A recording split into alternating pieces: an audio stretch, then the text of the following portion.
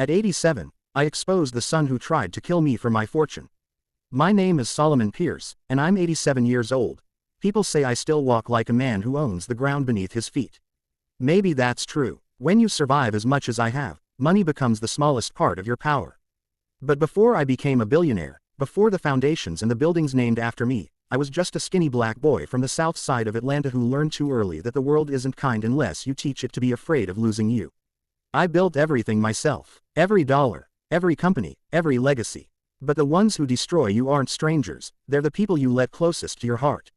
3 years ago, I trusted 2 people more than I should have. My only son, Marcus, and the woman I married after my wife passed, Lydia.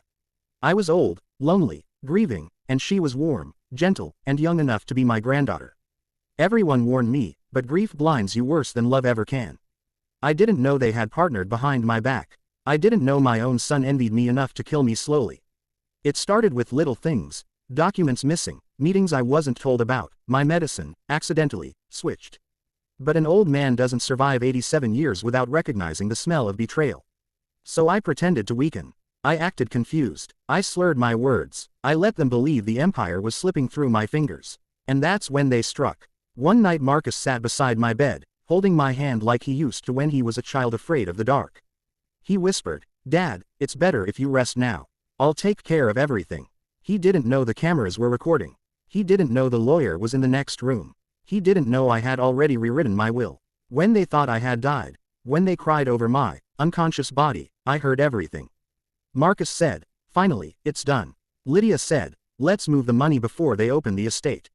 That was the moment a part of me burned forever. I woke up 2 hours later in the hospital, surrounded by police and lawyers.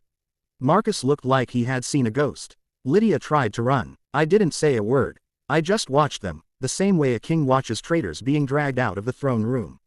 In the weeks that followed, everything they built on my name crumbled. But the court sentence wasn't my revenge. That was justice. My revenge was the silence. I didn't scream at them.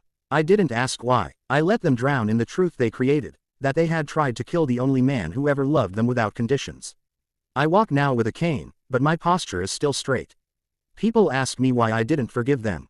Forgiveness is for mistakes. What they did was a choice. And at 87, I've learned one final truth. The greatest revenge isn't taking everything away. It's letting someone realize they lost the only person who ever wanted to give them everything.